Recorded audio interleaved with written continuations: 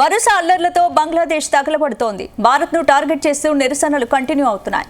ఉస్మాన్ హదీ, దీపు చంద్రదాస్ హత్యల తర్వాత భారత్ బంగ్లా మధ్య సంబంధాలు మరింత దిగజారుతున్నాయి. ఈ నేపథ్యంలో ఉద్రిక్తతలపై ఆ దేశ మాజీ ప్రధాని షేక్ హసీనా స్పందించారు.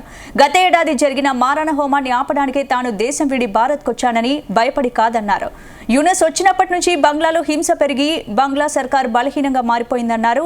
ఇవి భారత్ బంగ్లా బంధాన్ని దెబ్బతీస్తున్నాయన్నారు. ఇక యూనస్ సర్కార్ ఉద్దేశపూర్వకంగానే భారత్కు వ్యతిరేకంగా చర్యలు తీసుకుంటోందని విమర్శించారు. ఇదే అంశంపై వాటి డిఎన్ఏలో డిస్కస్ చేద్దాం.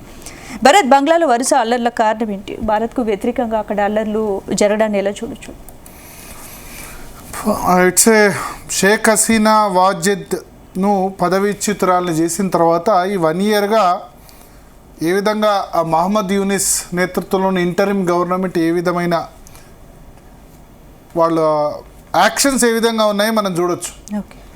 బికాస్ ఇది ఇస్లామిక్ ఫండమెంటలిజం ద్వారా షేక్ హసీనా వాజిద్ని పదవీచ్యుతులు చేశారు. సో ఆ అతివాద గ్రూపును సాటిస్ఫై చేయాలి. ఆ అతివాద గ్రూపును నేతృత్వం వహిస్తుంది ఉస్మాన్ హాదీ. భారతదేశం వ్యతిరేక ప్రసంగాలు చేస్తాడు. గ్రేటర్ బంగ్లాదేశ్లు కావాలి అని అంటాడు. అంటే గ్రేటర్ బంగ్లాదేశ్ అంటే నార్త్ ఈస్ట్ స్టేట్స్ అన్నీ కూడా బంగ్లాదేశ్లో భాగం కావాలట. అంటే మనం పుట్టించిన బంగ్లాదేశ్, నేను ఒక మాట చెప్తాను, 3900 మంది మన సైనికులు బంగ్లాదేశ్ ఏర్పాటు కోసం ప్రాణత్యాగం చేశారు. ఆపరేషన్ సింధూర్లో వీరమరణం చెందింది ఒక 10 మందో 15 మంది సైనికులే. కానీ 1971 వార్లో మన సైనికులు 3900 కుటుంబాలు మన వాళ్ళు ప్రాణత్యాగం చేశారు. వాళ్ళ కోసం 10,000 మంది గాయపడ్డారు. అటువంటి మనం ఆ దేశ పుట్టుకు కారణమైతే ఇవాళ వాళ్ళు మనను ధిక్కరించే విధంగా వివరిస్తున్నారు. ఈ మాట అన్నది నేను కాదు, రష్యన్ రాయబారి ఇవాళ గుర్తు చేశాడు బంగ్లాదేశ్కు. మీ బంగ్లాదేశ్కు పుట్టుకకు సాయం చేసింది బంగ్లాదేశ్ దేశం ఏర్పడడానికి పాకిస్తాన్ చేతిలో మీరు చాలా సఫర్ అవుతున్నప్పుడు ఆదుకుంది మీ భారత్. అటువంటి భారత్కు వ్యతిరేకంగా మీరు ఈ విధంగా ఎట్లా చేస్తారని ఆయన క్వశ్చన్ చేశాడు రష్యన్ రాయబారి. ఒకసారి చూడండి, ఆ దీపు చంద్ర విజువల్ మనం చూస్తున్నాం. దీపు చంద్రని ముందుగా పోలీసులు పట్టుకున్నారు. అతన్ని ఏదో డైరెక్ట్గా తీసుకొచ్చి చేయలేదు, పోలీసుల అదుపులో ఉన్నాడు. తస్లీమా నస్రీన్ చెప్పింది ఏంటంటే, ఒకసారి ఆ జనరల్ ఆడియో కూడా పీసీఆర్ వేయండి ఉంటే కనుక ఏం జరిగిందో.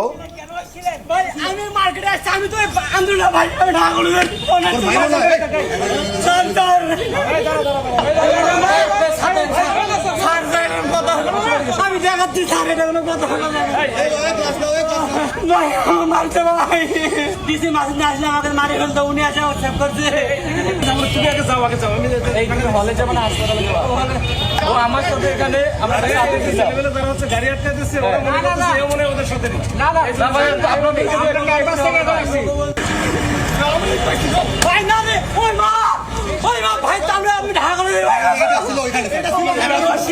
చాలా అత్యంత దారుణంగా దీపు చంద్రను కొట్టి చంపిన తర్వాత ఉరిదీశారు నడి రోడ్డు మీద. చనిపోయిన తర్వాత నడి రోడ్డు మీద ఉరిదీసి తగలబెట్టేశారు. అయినా వాళ్ళ కోపం చల్లారలేదు. దాదాపు వేలాది మంది, ఒకళ్ళు కాదు ఇద్దరు కాదు. అయితే డైరెక్ట్గా మొదలేమనుకున్నారంటే ఒక మాబ్ తీసుకొచ్చి అతన్ని చంపింది అనుకున్నారు. కాదు, పోలీసు కస్టడీలోంచి మాబ్ ఎత్తుకెళ్ళింది. మరి పోలీసులు ఏం చేస్తున్నట్టు? బంగ్లాదేశ్ పోలీసులు తప్పు కదా వాళ్ళది. 1.3 కోట్ల మంది హిందువులు ఇంకా బంగ్లాదేశ్లో ఉన్నారు. 17 కోట్ల పాపులేషన్ బంగ్లాదేశ్లో, 30% ఉండే 17 కోట్లో 5.5 కోట్ల మంది హిందువులు ఉండాలి అక్కడ. అంటే భారతదేశం తర్వాత అత్యధికంగా హిందువులు ఉన్న దేశం బంగ్లాదేశ్ కావాలి. కానీ దేశ విభజన సమయంలో 30% మంది హిందువులు ఉంటే ఇప్పుడు 8% మందే అయినారు. మిగతా వాళ్ళందరినీ బలవంతంగా చంపడమో మత మార్పిడి చేసుకోవడమో చేశారు. ఇప్పటికీ 1.3 కోట్ల మంది ఉన్నారు. అంటే భారతదేశము నేపాల్ తర్వాత అత్యధికంగా హిందువులు ఉంది బంగ్లాదేశ్లో. 1.3 కోట్ల మంది. మన దగ్గర కొన్ని చిన్న రాష్ట్రాల కంటే ఎక్కువనే. 1.3 కోట్లు అంటే తక్కువ జనాభా ఏం కాదు. సో 1.3 కోట్ల మంది హిందువులు ఉన్న చోట ఇట్లా బెదిరించి మిగతా వాళ్ళని కూడా మీరు మతం మార్చుకోండి, మీరు పద్ధతిగా ఉండండి అని చెప్పినట్లు లెక్క. తస్లీమా నస్రీన్ ట్వీట్లో చెప్పింది అతన్ని మాబ్ ఉరితివ్వలేదు, ఆ మాబ్కి అప్పగించింది పోలీసులే అని చెప్తున్నారు. చూస్తున్నాం మన విజువల్స్, ఆ విజువల్స్ బయటకు వచ్చాయి. పోలీసులు దగ్గరుండి ఇప్పుడు ఈ దీపుని అప్పగించి మాబ్కి అప్పగించి చంపించారు. సో దీనికి ఎవరు రెస్పాన్సిబుల్ వహించాలి? బంగ్లాదేశ్ ప్రభుత్వం కాదా? మహమ్మద్ యూనిస్ కాదా? సో తస్లీమా నస్రీన్ మొన్న ట్వీట్ చేసినప్పుడు, ఎందుకంటే ఆమె బంగ్లాదేశ్ నుంచే వచ్చింది, బంగ్లాదేశ్లో అక్కడి మత ఛాందసవాదులు ఫత్వా జారీ చేస్తే ఇండియాకు వచ్చి తలదాచుకుంది. ఆమె చెప్పింది కరెక్ట్ అని ఇప్పుడు అర్థమైంది. సో చాలా దారుణమైన పరిస్థితి. ఇప్పుడు వాళ్ళు ఏం సవాల్ చేస్తున్నారంటే బంగ్లాదేశ్ మీరు వీసాలు రద్దు చేస్తే మేము వీసాలు రద్దు చేస్తాం అనే స్థాయికి వచ్చారు. అండ్ అసలు ఇంత ధైర్యం ఎందుకు వచ్చింది బంగ్లాదేశ్కు? బంగ్లాదేశ్లో ఏం జరుగుతుంది మాట్లాడదాం. మనతో పాటు సురేష్ కొచెట్యాల్ గారు మనతో పాటు జాయిన్ అయ్యారు. సురేష్ కొచెట్యాల్ గారు, జీ తెలుగు న్యూస్ కోసం మీ సమయం కేటాయించిన ధన్యవాదాలు సార్. సార్ ఏంటి ఇంత తెగింపు బంగ్లాదేశ్కు ఎక్కడి నుంచి వస్తుంది? వెనక ఎవరైనా ఉన్నారా, లేదా ఇస్లాం అతివాదమా, ఫండమెంటలిజమా, మరే కారణం వల్ల ఈ విధంగా చేస్తున్నారు? ఇది బేసిక్లీ అక్కడ ఉన్న జమైతే ఇస్లామీ అనే ఒక పార్టీ మీకు తెలిసి ఉంటుంది. భారతదేశంలో వారు ఉన్నారు. జమైతే ఇస్లామీ హింద్ వాళ్ళ పేరు ఇక్కడ, అటువైపు జమైతే ఇస్లామీ. ఓకే, వీళ్ళు చేపిస్తున్నారు. వీళ్ళు ఇప్పుడు కాదు, చాలా సంవత్సరాల నుంచి వీళ్ళు ఇట్లాంటి గొడవలు చేసినప్పుడు షేక్ హసీనా అప్పుడు స్ట్రిక్ట్గా ఉండి ఒక డిక్టేటర్ లాగా ఉండి ఆమె వీళ్ళందరినీ జైల్లో వేసి బంద్ చేశారు. యూనిస్ రాగానే వీళ్ళందరినీ బయటకి ఇచ్చేసారు. వాళ్ళ మీద ఏ కేసులు లేవు, ఏం లేవు. ఇప్పుడు సో వాళ్ళకి ధైర్యం వచ్చింది, ఏం కావాలంటే మేము చేసుకోవచ్చు అని చెప్పేసి. మీరు చూడండి, ఇప్పుడు ఈ జరిగిన దీపు హత్యలో కూడా బంగ్లాదేశ్ పోలీసులు మీరు చెప్పినట్లు కస్టడీ నుంచి గుంజుకొని తీసుకెళ్లి చంపేశారు వాళ్ళు. సరే, ఇప్పుడు మన ఎంబసీ బయట, ఏది మన బంగ్లాదేశ్ ఎంబసీ బయట చాణక్యపురంలో నిన్న ఒక చిన్న ప్రదర్శన, అక్కడ ఒక ప్రొటెస్ట్ జరిగితే దానికి పెద్ద న్యూస్ చేశారు బంగ్లాదేశ్లో. అది మన వాళ్ళు 1 కిలోమీటర్ దూరం ఉన్నారు, 1/2 కిలోమీటర్ దూరంలో ఒక డెమాన్స్ట్రేషన్ చేస్తే 25 మంది దాన్ని పెద్ద న్యూస్గా చూపించారు బంగ్లాదేశ్ మీడియాలో. బంగ్లాదేశ్లో బేసిక్లీ ఇప్పుడు పాకిస్తాన్ ఒక వర్షన్ 2.0 తయారైతుంది. అంటే పాకిస్తాన్ అక్కడ ఉన్నారు, పాకిస్తాన్ 71లో ఓడిపోయిన వాళ్ళ ఏం చెప్తారు, వాళ్ళతో పగ తీర్చుకుంటున్నారు భారతదేశానికి. కావాలని చెప్పి బంగ్లాదేశ్కి ఆయుధాలు ఇస్తున్నారు, బంగ్లాదేశ్కి కావాల్సిన సహాయం ఇస్తున్నారు, బంగ్లాదేశ్కి కావాల్సిన శాటిలైట్ ఎనర్జీ టర్కీతోని తెప్పించుకొని వాళ్ళు బంగ్లాదేశ్కి ఇస్తున్నారు. ఇదంతా చేస్తున్నప్పుడు కూడా మనం గుర్తుపెట్టుకోవాలి, మీరు చెప్పినట్లు 1 కోటి మంది కన్నా ఎక్కువ హిందువులు అక్కడ ఉన్నారు. దీంట్లో చాలా మంది 71లో దాని తర్వాత కూడా పారిపోయి భారతదేశం వైపు వచ్చేస్తారు. ముందు 47లో వచ్చారు, తర్వాత 71లో వచ్చారు. షేక్ ముజీబుర్ రెహమాన్ హత్య తర్వాత చాలా మంది మళ్ళీ భారతదేశం వైపు పరిగెత్తుకుంటూ వచ్చారు. వీళ్ళ కోసమే మోదీ గవర్నమెంట్ CAA తీసుకొచ్చారు, మనందరికి తెలిసిందే, సిటిజన్షిప్ అమెండ్మెంట్ యాక్ట్. అంటే బంగ్లాదేశ్లో ఉన్న మైనారిటీస్, అది హిందువులు కావచ్చు, పార్సీలు కావచ్చు, జైన్స్ కావచ్చు, క్రిస్టియన్స్ కావచ్చు, వీళ్ళెవరికైనా భారతదేశం వైపు రావాలంటే ఇక్కడ వచ్చి మనం వాళ్ళకి సిటిజన్షిప్ ఇస్తాం. ఇప్పుడు వెస్ట్ బెంగాల్లో ఆల్మోస్ట్ నేను అనుకుంటా, నా అంచనా ప్రకారం ఒక 40 నుంచి 50 లక్షల మంది హిందువులు, మతువా కమ్యూనిటీ అంటారు, వాళ్ళు బంగ్లాదేశ్ నుంచి పారిపోయి వచ్చిన హిందూ కమ్యూనిటీ, వాళ్ళు అక్కడ ఉన్నారు. వాళ్ళకి ఇప్పుడు గవర్నమెంట్ సిటిజన్షిప్ ఇవ్వడం మొదలు పెట్టారు. ఎందుకంటే అది పెద్ద ప్రాసెస్. వీళ్ళు నిజంగా అక్కడి నుంచి హిందువులేనా, లేకుంటే ఏదైనా పాకిస్తాన్ ఏజెంట్గా తయారై ఇక్కడికి వచ్చారని చెప్పి చాలా మటుకు బ్యాక్గ్రౌండ్ చెక్ చేయాల్సి వస్తుంది. మనకు తెలిసింది CAA బిల్ పాస్ చేసిన తర్వాత కూడా కొంచెం టైం పట్టింది రూల్స్ ఫ్రేమ్ చేయడానికి. 2 సంవత్సరాల ముందు, ఎలక్షన్ ముందే రూల్స్ ఫ్రేమ్ చేశారు. ఇప్పుడు దాని ప్రకారం సిటిజన్షిప్ ఇవ్వడం మొదలు పెట్టారు. నిన్ననే మోదీ గారు మాట్లాడుతూ అక్కడ వెళ్ళి, మిమ్మల్ని మేము కాపాడుకుంటాం, మీకోసం సిటిజన్షిప్ మేము డెఫినెట్గా ఇస్తాం. ఎందుకంటే 2024 ఎలక్షన్లో బీజేపీకి ఈ కమ్యూనిటీ పెద్ద చేయొచ్చు. వాళ్ళకి సిటిజన్షిప్ ఇవ్వకపోవడంలో వాళ్ళ కోపం బీజేపీ మీద తీర్చుకున్నారు వాళ్ళు. బీజేపీకి లాస్ట్ టైం వచ్చిన సీట్ 18 కన్నా తగ్గి 12 దాకా వచ్చారు వాళ్ళు. ఇది జరిగింది వెస్ట్ బెంగాల్. మమతా బెనర్జీ చూడండి, ఒక మాట మాట్లాడలేదు దీని గురించి. అక్కడ జరిగిన హత్య కానీ ఏమైనా, ఎందుకంటే ఇదే హత్య మీకు గుర్తుంటుంది, ముర్షిదాబాద్లో జరిగింది వెస్ట్ బెంగాల్లో. హిందువులు ఇంటి మీద దాడి చేసి హిందూ ఇంటి తగలబెట్టడము, హిందువుని చంపడం అంతా వెస్ట్ బెంగాల్లో జరిగిందే, కొత్తదేం కాదు అది. అటువైపు బంగ్లాదేశ్లో జరుగుతుంది, ఇటువైపు ఏమో ఇక్కడ ముర్షిదాబాద్, మాల్డా, వెస్ట్ బెంగాల్లో జరుగుతుంది. మమతా బెనర్జీ ప్రొటెక్షన్. సో దీనికి కొత్తదేం లేదు. బంగ్లాదేశ్లో ఉన్న ప్రొటెస్ట్ కోసం కావాలంటే ఇక్కడున్న జమైతే ఇస్లామీ వాళ్ళు కూడా సపోర్ట్ ఇస్తారు. వాళ్ళకి తెలుసు అది ఒక రిలీజియస్ బ్యాటిల్ నడుస్తుంది బంగ్లాదేశ్లో. మన అందరూ తెలుసు బంగ్లాదేశ్ ఇప్పుడున్న ఎకనామిక్ పరిస్థితి చాలా దారుణం.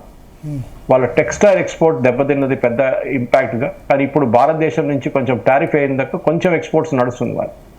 రెండవది వాళ్ళది జూట్ ఎక్స్పోర్ట్, అది కూడా మనం ఆపేసాం మొత్తం ఆల్మోస్ట్. ఎందుకంటే మన వైపు నుంచి వేస్తున్న రా మెటీరియల్ మనం ఆపేసాం వెస్ట్ బెంగాల్ నుంచి. మూడోదేమో వాళ్ళ చిన్న ఫార్మస్యూటికల్స్ ఉంది, అదంతా పెద్ద బిజినెస్ ఏం కాదు. నాలుగోదేమో షింప్ అండ్ ఫిషరీస్. ఈ 4 సెక్టర్లు కూడా భారతదేశం ఏం చేయాలంటే బంగ్లాదేశ్ని ఎకనామికలీ కంప్లీట్గా క్రిపుల్ చేసి పడేసేయాలి, వాళ్ళ గొంతు నొక్కేయాలన్నమాట. అది చేయాల్సింది మన ఏ సైనిక కార్వాయో సైనిక ఇది చేయడం ఏం చేయక్కర్లేదు, ఎందుకంటే అది పెద్ద ఇష్యూ అయిపోతుంది తర్వాత. ఇది అయితే ఏంటంటే ఒక దోమని కొట్టడానికి సుత్తి యూజ్ చేసినట్లు అయిపోతుంది. అంత పెద్ద అక్కర్లేదు మనకి. ఇప్పుడు చేయాల్సింది ఏంటంటే బంగ్లాదేశ్ని స్లోలీ ఐసోలేట్ చేయాల్సి వస్తుంది. వాళ్ళ వైపు నుంచి అక్కడ చేస్తున్న అత్యాచారాల గురించి ఇంటర్నేషనల్ ఫోరంలో, ఇప్పుడు ఫర్ ఎగ్జాంపుల్ దీపు హత్యని ఇంటర్నేషనల్ ఫోరంలో తీసుకెళ్లి నెతన్యాహు మీద ఇంటర్నేషనల్ కోర్ట్ ఆఫ్ జస్టిస్ ఎట్లా అరెస్ట్ వారెంట్ ఇష్యూ చేయించారో అది ఏం కాదులే, కానీ ఒక వార్నింగ్ లాగా ఉంటుంది అన్నమాట బంగ్లాదేశ్కి. ఎందుకంటే ఈ మొహమ్మద్ యూనిసే కదా నోబెల్ ప్రైజ్ తీసుకుని ఇట్లాంటి పని చేస్తున్నాడు. ఏమన్నాడు మొన్న ఐది హత్య తర్వాత, మేము ఆయన ఏది కావాలని అనుకున్నాం ఏమో చేసి చూపిస్తామని. అంటే భారతదేశంలో ఉన్న నార్త్ ఈస్ట్ ని గుంజుకుంటారు, వీళ్ళకి అసలు దమ్మే లేదు ఎక్కడ చేయడానికి. వీళ్ళు ఏం చెప్తారు, కళల్లో కూడా వీళ్ళకి అది రాదు బంగ్లాదేశ్లో ఉన్న ఈ పార్టీలకి. సో మొహమ్మద్ యూనిస్ గారు ఒక మాట గుర్తుపెట్టుకోవాలి, భారతదేశం కావాలంటే ఏమైనా చేయొచ్చు, కానీ మనం ఇప్పుడు ఏం చేయకూడదు. స్ట్రాటజికలీ మనం క్వైట్గా ఉండాలి. ఎందుకంటే ఒకవైపు యుఎస్ అక్కడ ఉన్నారు, వాళ్ళు చైనా మీద నిఘా పెట్టడానికి బంగ్లాదేశ్ని ఉపయోగిస్తున్నారు. పోర్ట్ వైపు నుంచి నార్త్ బంగ్లాదేశ్ నుంచి కూడా చైనా వైపు ఏం చేస్తున్నారు, చైనా అని చూస్తున్నారు.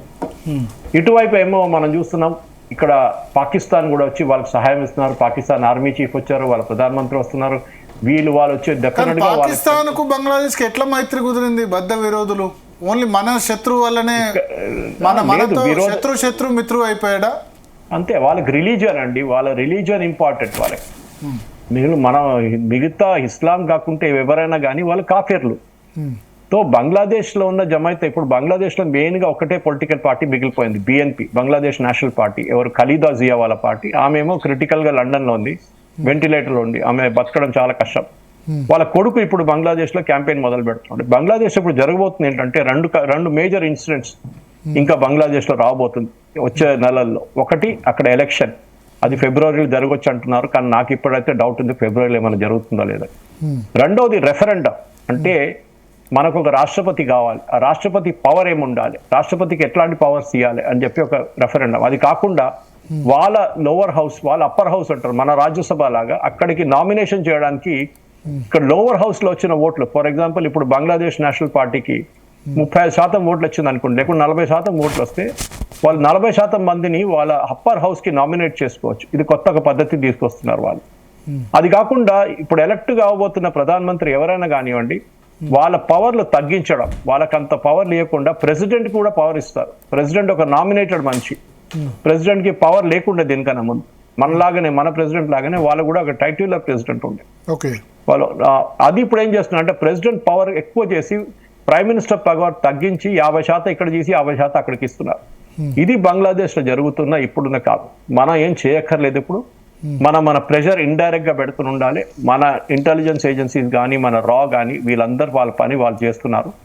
మనం అది పబ్లిక్ ఫోరంలో డిస్కస్ చేయక్కర్లేదు, ఎందుకంటే అది అట్లనే ఉండనియండి. అది కానీ ఉస్మాన్ హదీ వెనక రా హస్తం ఉందని వాళ్ళు ఆరోపిస్తున్నారు. ఉండొచ్చా ఉండకపోవచ్చా? ఇంత చిన్న మనిషిని చంపడానికి రా అక్కర్లేదండి. అక్కడ వాళ్ళు ఇద్దరు పట్టుకున్నారు కదా, వాళ్ళేమన్నారు, పట్టుకున్న ఒక మోటార్ సైకిల్ రైడరు ఇంకా చంపిన వాడు ఏమంటున్నాడు, అక్కడ ఉన్న పొలిటికల్ ఈయన ఒక నామినేషన్ వేసిండు అక్కడ కాన్స్టిట్యున్సీ నంబర్ 6 నుంచి పోటీ చేయడానికి. ఆ పోటీలో గెలుస్తాడు అని భయం ఉండి వాళ్ళ పొలిటికల్ ఓపోనెంట్స్ చేపించారని చెప్పి వాళ్ళే స్టేట్మెంట్ ఇచ్చారు. రా ఎందుకని వీడంట పడ్డాం, వీడు చాలా చిన్న క్యాండిడేట్, వీడు అసలు అక్కడ లోకల్ సుపారీ ఇస్తే వాళ్ళు చూసుకుంటారు, అక్కడ మనం అక్కడ వెళ్ళక్కర్లేదు దానికోసం. షేక్ హసీనా మీద సింపతి ఏం లేదా ఈ 1 yearలో? ఎందుకంటే ఆమె ఉన్నప్పుడు బాగానే ఉండే దేశం, సరే ఆ 10-15 రోజులు గొడవ, కానీ సింపతి ఏముండదా అక్కడ పబ్లిక్ లో? ఆమె ఉన్నప్పుడే బాగుంది, ఇప్పుడు అంతా అరాచకం తయారైంది. అది వస్తుంది మెల్లగా, అక్కడ రియలైజేషన్ రాబోతుంది, చూస్తూనే ఉండండి. ఇంకా కొన్ని రోజుల తర్వాత బంగ్లాదేశ్ లో డబ్బులు లేదు, తినడానికి తిండి లేని ఆ పరిస్థితికి వచ్చినప్పుడు అప్పుడు వాళ్ళకి షేక్ హసీనా ఉంటే బాగుంటుండే, సరే ఆమె డిక్టేటర్ గా ఉండేది దాంట్లో డౌట్ లేదు. ఎందుకంటే బంగ్లాదేశ్ మీరు పరిపాలించాలంటే మొత్తం డిక్టేటర్షిప్ నడుస్తుంది అక్కడ ఇంకేం నడవదు అక్కడ. పాకిస్తాన్ లాగానే ఒక ఫెయిల్డ్ స్టేట్ బంగ్లాదేశ్. మనం 71లో మన సోల్జర్స్ ని అక్కడ కోల్పోయి వాళ్ళకి మనం ₹5 బస్ టికెట్ లో మనం బస్ టికెట్ కొంటున్నప్పుడు ఆ టైంలో 5 పైసలు మనం ఒక బస్ టికెట్ నుంచి వాళ్ళకి ఇచ్చాం రిలీఫ్ ఫండ్ గా. మనం స్టాంపులు ఇష్యూ చేసాం బంగ్లాదేశ్ కోసం. ఇదన్నీ చేసి ఇచ్చిన తర్వాత ఈ మూర్ఖులు చూడండి ఇప్పుడు మన వైపు తిరుగుతుంది. భస్మాసుర్ ఎఫెక్ట్ అంటారు నేను దీనప్పుడు. మన తల మీద చేయి తీసుకొచ్చి పెడతారు వాళ్ళు. ఇట్లాంటి వాళ్ళకి మనం మెర్సీ ఉండకూడదు. మనం చేయాల్సింది మనం చేసాలి. అదాని 17% బంగ్లాదేశ్కి 12 నుంచి 17% పవర్ సప్లై చేస్తారు వాళ్ళ ప్లాంట్, జార్ఖండ్ లో ఉన్న ప్లాంట్ నుంచి. ఆ కరెంట్ కూడా మెల్లగా బంద్ చేయాలి అంతే. బంగ్లాదేశ్ అంధకారంలో వెళ్ళిపోతుంది. మనం చేయాల్సింది మనం చేస్తూనే ఉండాలి. బే ఆఫ్ బెంగాల్లో మన నేవీ ప్రెసెన్స్ పెంచుకోవాలి. పాకిస్తాన్ వైపు నుంచి ఏదైనా ఆయుధాలు తీసుకుంటే అక్కడ మనం పట్టుకోవచ్చు దాన్ని. ఎందుకంటే యుఎస్ కూడా అదే చేస్తున్నారు వెనుజువేలాలో. మనం కూడా చేసేది అది తప్పేం లేదు. యుఎస్ రేపు చెప్పలేరు మీరు చేయకూడదు, మీరు అదే చేస్తున్నారు కదా వెనుజువేలాలో, మేము కూడా చేస్తాం బంగ్లాదేశ్ వైపు. ఇట్లానే ప్రెషర్ పెట్టుకుంటే పోతే యూనిస్ పారిపోతాడు అక్కడ. చూడండి నేను రాసిస్తాను మీకు, ఫిబ్రవరి మార్చ్లో యూనిస్ అక్కడి నుంచి పారిపోతాడు 100%. ఎందుకంటే ఆయన కోసం ఆయన ఒక అడ్మినిస్ట్రేటర్ కాదు, ఆయన ఒక ఎన్జిఓ నడిపించిన మనిషి అంతే. ఆయనకి ఎన్నో ఎక్స్పీరియన్స్ అంతే. ప్రపంచ శాంతి బహుమతి గ్రహీత అశాంతి మొత్తం ఇప్పుడు బంగ్లాదేశ్ లో ఇంత అశాంతికి కారణమైనాడు. ఈ శాంతి పురస్కారం అనేది మన అందరికి తెలిసిందే. ఆయన పెట్టిన గ్రామీణ బ్యాంక్ సంగతి మీకు తెలిసిందే. అయిపోయింది ఇప్పుడు అది బంద్ అయిపడి ఉంది మొత్తం. ఒక మన దగ్గర మల్టీ లెవెల్ మార్కెటింగ్ అంటారు. అంటే మీరు ఒకరిని పట్టుకుంటే వాళ్ళు 5 మందిని పట్టుకోవాలి, ఆ 5 మందిలో 5 మందిని పట్టుకురావాలి. ఆ స్కీమ్ ఉండే ఆయనది అక్కడ, చైన్ స్కీమ్. Chain scheme. ఆ చైన్ బ్రేక్ అయింది, ఆ బంద్ అయిపోయింది. ఇప్పుడు ఎవరు మాట్లాడలేదు దాని గురించి. మన వాళ్ళు ఏమో యూపీఏ హయాంలో అదే మోడల్ మన భారతదేశంలో కూడా రెప్లికేట్ చేయాలని చెప్పారు. మంచిగా చేయలేదు, మంచి బుద్ధి ఎవరికో ఉండేది చేయకూడదు అని చెప్పేసి. సో ఈ నోబెల్ పీస్ ప్రైజ్ రావడము, మ్యాక్సెస్ అవార్డు ఇవ్వడము అదంతా పెద్ద స్కామ్. దీంట్లో పెద్ద దానికి సెల్ఫిష్ ఇంట్రెస్ట్ ఉంటుంది. ఫిజిక్స్, కెమిస్ట్రీ, మ్యాథమెటిక్స్ లాంటి ఎకనామిక్స్ లో నోబెల్ ఇవ్వడం ఇంకోటి. ఈ పీస్ ప్రైజ్ అనేది ఇట్స్ పొలిటికల్ ప్రైజ్ ఆల్వేస్. మీరు చూడండి ఎవరికైనా మైక్రో ఫైనాన్స్ కు ఇవ్వడం, మైక్రో ఫైనాన్స్ ఆలోచించండి. ఆ మైక్రో ఫైనాన్స్ కి పీస్ కి ఏం సంబంధం అని అడిగితే ఇక అక్కడ శాంతి బంగ్లాదేశ్ లో ఆయన ఈ బ్యాంకు పెట్టుకున్నాక మొత్తం శాంతి వచ్చేస్తుంది అనుకుంటున్నారు వాళ్ళు. కానీ మనం ఇప్పుడు చూస్తున్నాం ఒక అడ్మినిస్ట్రేటర్ అంటే ఆయనకు సంతకం పెట్టుకోవడానికి కూడా ఆథరైజేషన్ లేదు. Not even an acting prime minister, is only an adviser. ఒక అడ్వైజర్ ఒక దేశం ఎన్ని రోజులు నడిపిస్తారండి. కానీ దీని అన్నిటికీ మెచ్చుకోవాల్సింది బంగ్లాదేశ్ లో ఉన్న ఆర్మీని. ఇది సిమిలర్ ఇన్సిడెంట్ పాకిస్తాన్ లో జరిగితే ఇప్పుడు దాకా అక్కడ మార్షల్ లా పెట్టేసి ఆర్మీ మొత్తం టేక్ ఓవర్ చేస్తుంది. కానీ బంగ్లాదేశ్ ఆర్మీ చూడండి ఇప్పుడు కూడా వాళ్ళు బ్యారక్స్ లో ఉన్నారు, వాళ్ళు రియాక్ట్ కావట్లేదు దేనికి. అది పెద్ద ఒక రెవల్యూషన్. ఎందుకంటే బంగ్లాదేశ్ లో ఉన్న ఆర్మీ చాలా మటుకు న్యూట్రల్ గా ఉంటారు. కానీ చెప్పలేము ఎన్ని రోజులు వాళ్ళు ఇట్లా ఉంటుంది. ఎందుకంటే ముందు ఖాలిదా జియా వాళ్ళ హస్బెండ్ అప్పుడు ఆర్మీ చీఫ్ ఉండే, ఆయన టేక్ ఓవర్ చేసుకుని మీకు గుర్తుంటుంది. సో డెఫినెట్ గా ఆర్మీ ఉన్నారు, ఆర్మీ చూస్తుంటారు. కానీ అక్కడ యుఎస్ ఉన్నారని చెప్పి బంగ్లాదేశ్ ఆర్మీ ఇప్పుడు ఏం చేయరు. యుఎస్ ఆర్మీ అక్కడ కూర్చున్నారు, వాళ్ళ అడ్వైజర్స్ అక్కడ ఉన్నారు బంగ్లాదేశ్ లో. సో ఆ పరిస్థితిలో సిఐ అడ్వైజర్స్ అక్కడ ఉన్నారు. బంగ్లాదేశ్ లో ఒక కూ జరగడం చాలా తక్కువ ఛాన్సెస్ ఉన్నాయి దానికన్నా. ఓకే, ఇప్పుడు యుఎస్ ఎందుకు ఈ విషయంలో షేక్ హసీనా వాజిద్ను ప్రభుత్వాన్ని డీస్టెబిలైజ్ చేసింది అంటే చైనా గురించి అని అంటారు. బట్ ఈ విషయంలో మనం యుఎస్ను కన్సోల్ చేసే ప్రయత్నం చేయలేదా ఈ విషయంలో అమెరికాను? అక్కర్లేదు, అమెరికా వాళ్ళ సెల్ఫిష్ ఇంట్రెస్ట్ చూసుకుంటాడు, ఎవరి పని వాడు చూసుకుంటాడు. Simple as that. All is fair in love and war అంటారు. ఇది ఏమైందంటే వాళ్ళ సెల్ఫిష్ ఇంట్రెస్ట్ ఏంటంటే చైనా మీద నిఘా పెట్టాలి. అది ఏ గాడిది కాలు పట్టుకోవాలంటే పట్టుకుంటారు వాళ్ళే. మనం మరి ఈ విషయంలో షేక్ హసీనా వాజిద్ను కన్విన్స్ చేయలేదా అమెరికా వాళ్ళని చైనా మీద నిఘా పెట్టుకున్నారు? అక్కర్లేదండి, అయితే వాళ్ళ ఇంటర్నల్ పార్టీ ఇదంతా జరిగింది మనకు అన్నీ తెలుసు. ఈ స్టూడెంట్ ప్రొటెస్ట్ అనేది ఎవరు చేపించారు? మనం 71 వార్లో ముక్తి బాహినీని ట్రైన్ చేసాం మన ఇండియన్ ఆర్మీ. మనీక్షా గారు అప్పుడు యాక్షన్ లీడ్ చేసిన టైంలో ముక్తి బాహిని ఒక ఇన్సర్జెంట్ గ్రూప్ ఉంది. వాళ్ళు చేసిన పోరాటంతో బంగ్లాదేశ్ లో చాలా మటుకు మన ఆర్మీకి ఎంటర్ చేయడానికి చాలా ఈజీగా ఉంది. దాని తర్వాత వాళ్ళకి రిజర్వేషన్ ఇచ్చారు స్కూల్లో కానీ ఉద్యోగాల్లో కానీ. అది ఇస్లామిస్ట్ కి నచ్చలేదు అసలు. ఎందుకంటే ఇస్లామిస్ట్ వాళ్ళు అసలు పాకిస్తాన్ వైపు ఉన్నారు ఆ టైంలో. పాకిస్తాన్ ఆర్మీని సపోర్ట్ చేశారు ఈ ఇస్లామిస్ట్. ఢాకా యూనివర్సిటీలో కాల్పులు జరిపినప్పుడు కూడా వీళ్ళు సపోర్ట్ చేశారు పాకిస్తాన్ ఆర్మీని. సో అక్కడ ఉన్న ఈ ముక్తి బాహిని మీదే ఇప్పుడు ఆ ముక్తి బాహిని తర్వాత మారి అవామీ లీగ్ అయిపోయింది. అక్కడ షేక్ హసీనా పార్టీ అయిపోయింది. మనకు అందరు గుర్తుంది షేక్ ముజీబుర్ రెహమాన్ హత్య కూడా అక్కడ ఇస్లామిస్ట్ వాళ్ళు చేపించారు. కొంత ఆర్మీ వాళ్ళు కలిసి ఇస్లామిస్ట్ కలిపి మన ఒక గంట సేపు లేట్ వెళ్ళింది మన హెలికాప్టర్ అక్కడికి. కానీ ఈసారి కరెక్ట్ గా మనం దానికన్నా ముందు షేక్ ముజీబుర్ రహమాన్ హత్య లెసన్ మనకు తీసుకొని మనం షేక్ హసీనాని ఇమ్మీడియట్ గా అక్కడి నుంచి ఎవాక్యుయేట్ చేసి హిందన్ ఎయిర్ ఫోర్స్ బేస్ కి దగ్గర తీసుకొచ్చాం ఇక్కడ ఢిల్లీ దగ్గర. దాని తర్వాత ఆమె ఎక్కడున్నావు ఏ ప్రొటెక్షన్ ఉన్నా మనం మాట్లాడరు, మనకు తెలియదు, మనం మాట్లాడకూడదు. She under a safe custody, దాంట్లో ప్రాబ్లం లేదు. మనకి ఎక్స్ట్రాడిషన్ ట్రీటీ ఉన్నది బంగ్లాదేశ్ తో, కానీ పొలిటికల్ ఎక్స్ట్రాడిషన్ కి మనకి ట్రీటీ లేదు. సో వాళ్ళు ఏ కేసు అయినా పెట్టుకోవచ్చు, ఏదైనా పెట్టవచ్చు, ఉరి శిక్ష పనిష్మెంట్ చేయొచ్చు, ఏమైనా చేయొచ్చు. బంగ్లాదేశ్ ఒక చిన్న రాజ్యం, మనం కావాలంటే రేపు ఒక ఆర్మీని తీసుకెళ్లి వాళ్ళని కంప్లీట్ గా ఫినిష్ చేయొచ్చు, కానీ మనం చేయకూడదు. ఎందుకంటే అది పెద్ద ఇంటర్నేషనల్ డిప్లొమాటిక్ ఇన్సిడెంట్ అయిపోతుంది. మనం ఎక్కడున్నాం అక్కడే ఉండాలి, మనం ఏం చేయక్కర్లేదు. ఎప్పుడు నేను ఒక ఎగ్జాంపుల్ చెప్తుంటాను, frog in the hot water అని చెప్పేసి, కప్ప నీళ్ళలో పడేస్తే, వేడి నీళ్ళ పడేస్తే బయటికి దుంకేస్తుంది అది. దాన్ని చల్ల నీళ్ళ పెట్టి నీళ్లు మెల్లగా గరం చేసుకుంటే వెళ్ళిపోతే, వేడిగా చేసుకుంటే అది చనిపోతుంది అక్కడే. బంగ్లాదేశ్ కూడా ఇదే చేయాలి. మెల్లమెల్లగా వాళ్ళ ఎకానమీని మనం కొట్టాల్సింది. మన గవర్నమెంట్ మన దగ్గర ఉన్న మన జీడిపి కంటే వాళ్ళ జీడిపి ఎక్కువైందని ఒక 2-3 సంవత్సరాల క్రితం మనకంటే తలసరి ఆదాయం ఎక్కువ కంపేర్ చేశారు. గతంలో కేసీఆర్ కూడా అన్నారు బంగ్లాదేశ్ పర్ క్యాపిటా క్యాల్కులేషన్, అది పర్ క్యాపిటా ఇన్కమ్. వాళ్ళ జీడిపి ఎక్కడ ఉంది, మన GDP, we are the 4th largest economy. అదే పర్ క్యాపిటా ఇన్కమ్ లో మనం దాటిపోయింది, వాళ్ళ జీడిపి గ్రోత్ రేట్ ఉన్నంత మనది లేదు. అది మళ్ళీ అడుక్కొని ఎందుకు తింటున్నారండి? ఇప్పుడు తినడానికి ఏం లేదు, పాకిస్తాన్ లాగా కొట్టుకుంటున్నారు. వాళ్ళ దగ్గర డబ్బులు లేవు, ఫారిన్ ఎక్స్చేంజ్ ఒక వారం 2 వారాలు కొనాల్సిన క్రూడ్ ఆయిల్ డబ్బులు లేవు. ఇప్పుడు యుఎస్ వాళ్ళకి డబ్బులు ఇస్తున్నారు. సో అదంతా ఏం చెప్తారు క్యాల్కులేషన్. మన లెఫ్టిస్ట్ ఎకానమిస్ట్ చాలా మంది ఉన్నారు, వాళ్ళు చేస్తున్న క్యాల్కులేషన్ ఇదంతా. బంగ్లాదేశ్, పాకిస్తాన్, ఆఫ్ఘనిస్తాన్ మనకన్నా హ్యాపీగా ఉన్నారని చెప్పి ఎవడో ప్రెస్ ఇండెక్స్ పెట్టిండు. ఆఫ్ఘనిస్తాన్ ప్రెస్ ఎక్కడ ఉందండి? ఆలోచించండి. అట్లాంటి ఈ సర్వేలు అన్ని వస్తుంటాయి, ఇట్లాంటి ఫేక్ సర్వేస్ అని. అది మనం ఎప్పుడు పట్టించుకోక్కర్లేదు. అది చేస్తున్న వాళ్ళకి ఒక అజెండా ఉంటుంది, ఆ అజెండా ప్రకారం వాళ్ళు చేస్తారు. మన పని మనం చేసుకోవాల్సింది. మనం ఏం చేయాలంటే, ఇప్పుడు మన టెక్స్టైల్ ఎక్స్పోర్టర్స్ ఉన్నారు చూడండి, తిరుపూర్లో కానివ్వండి, కీటెక్స్ లాంటి కంపెనీ కానివ్వండి, లుధియానాలో ఉన్న కంపెనీస్కి గవర్నమెంట్ ఒక $50 మిలియన్ ఇచ్చేసి వాళ్ళని యుఎస్ కి ఎక్స్పోర్ట్ చేయడానికి సబ్సిడీ ఇవ్వాలి. ఎందుకంటే వాళ్ళు చాలా నష్టంలో ఉన్నారు ఇప్పుడు ఈ టారిఫ్ వచ్చిన తర్వాత. టారిఫ్ వల్ల బాగా ప్రాబ్లం. అది బట్టి మనకి 50% టారిఫ్ ఉంది, బంగ్లాదేశ్ కేమో తక్కువ ఉంది. దానివల్ల బంగ్లాదేశ్ ఎక్స్పోర్ట్స్ పెరిగాయి 15. కానీ వాళ్ళ క్వాలిటీ మన క్వాలిటీ ఎక్కడ దగ్గరికి రాదండి. అది ఎప్పుడు బంగ్లాదేశ్ ఎక్స్పోర్ట్ మొత్తం పడిపోయింది. మనం అనుకుంటాం బంగ్లాదేశ్ ఎక్స్పోర్ట్స్ పెరిగిందని, కానీ మీకు తెలుసు పోయిన నెలల్లో నవంబర్లో మన ఎక్స్పోర్ట్ యుఎస్ కి పెరిగింది. లాస్ట్ టైం ఆలోచించాను, టారిఫ్ పెట్టిన తర్వాత కూడా మన ఎక్స్పోర్ట్ పెరిగింది యుఎస్కి. ఎట్లా పెరిగిందండి? ఎందుకంటే అక్కడ ఉన్న డిమాండ్, ప్రోడక్ట్ డిమాండ్ మీద ఉంటుంది. ఎందుకంటే బంగ్లాదేశ్ తయారు చేస్తున్న క్వాలిటీ మన దగ్గర నుంచి వెళ్ళే క్వాలిటీ చాలా డిఫరెన్స్ ఉంటుంది. యుఎస్ లో కన్స్యూమర్ క్వాలిటీ చూస్తారు, ప్రైస్ ఒక్కటే కాదు. సో దాంతోనే మనకి ఎక్స్పోర్ట్స్ పెరిగింది. Not just with US. Second position లో యుఏఈ ఉన్నారు మన దగ్గర.